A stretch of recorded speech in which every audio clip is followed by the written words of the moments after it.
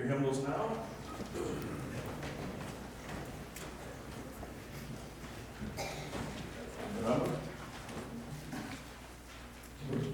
Turning to number 791.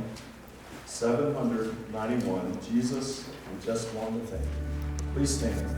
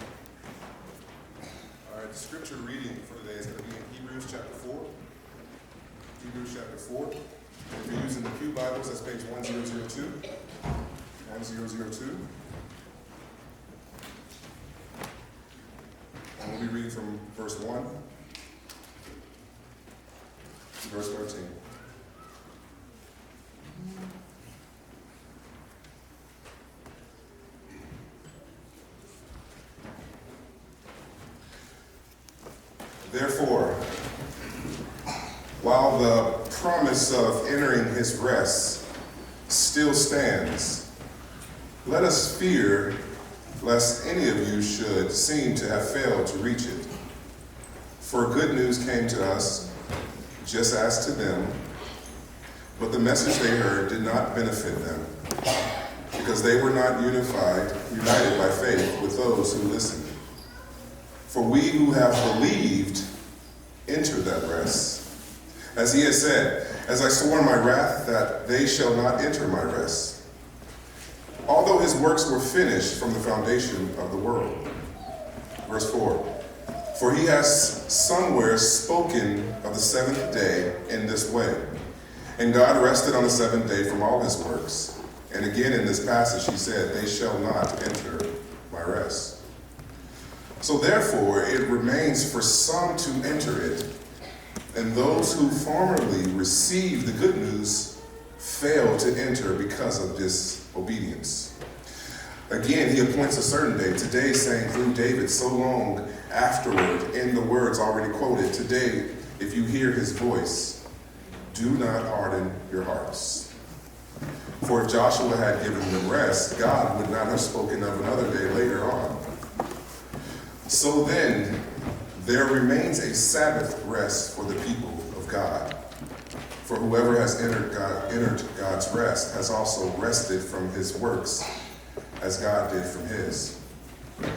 Verse 11, let us therefore strive to enter that rest, so that no one may fall by the same sort of disobedience. For the word of God is living and active, sharper than any two-edged sword, piercing to the division of soul and of spirit, of joints and of marrow, and discerning the thoughts and intentions of the heart. And no creature is hidden from his sight, but all are naked and exposed to the eyes of him to whom we must give accounts. Let's pray. Father, we thank you, as we just heard in the song, of all the ways that you have provided for us to turn from our idolatry and our sins and to turn to you. And so many different stories, even in this room, of how that you use missionaries and just regular people to tell us about Jesus and the rest that he offers. I thank you for being so loving and so kind. And then I also have to glorify you and thank you for your wisdom and how you can take a people whose hearts are hardened and turn from you and soften them, that we would humble ourselves and turn to you. That is all the grace of God. And so, Father, I thank you that you have a rest that you want us to enter in. I pray that we will not be as the writer of Hebrews is talking about the Jews. I pray that we will not be as your people who were delivered out of Egypt. Some still hearts were hardened towards you, Lord. I pray that you have provided this great salvation, that there will not be a soul in this room that will have a hard heart that neglects to turn from sin, from Satan, from the kingdom of darkness, and totally reject your call into the rest, Lord. I pray that you would soften the hearts of those who are in here who have not entered that rest. And for those who have entered that rest, Lord, I pray that you would continue to show us our deep need for you, not just for eternal salvation, but day to day, every hour. I pray that you would remind us that you are satisfaction, that you are, as Paul says in Philippians, you supply every need. That's physical, spiritual, emotional. We are to come to you, Lord. I pray for the rest of our service, Lord, we will continue to reflect on how you, if we know you, how we entered your rest. I pray that you would bring to mind someone that we know that's close to us that has not entered that rest, Lord, that we would have soft hearts and compassion for them to introduce that rest that their soul desires. All souls desire that rest, Lord. I pray that you would bring to our minds right now someone who needs to know about the rest of Jesus. And you would strengthen us and give us the boldness to want to speak to that person about that. Thank you for your great love, Father. I ask all this in Jesus' name. Amen. Amen.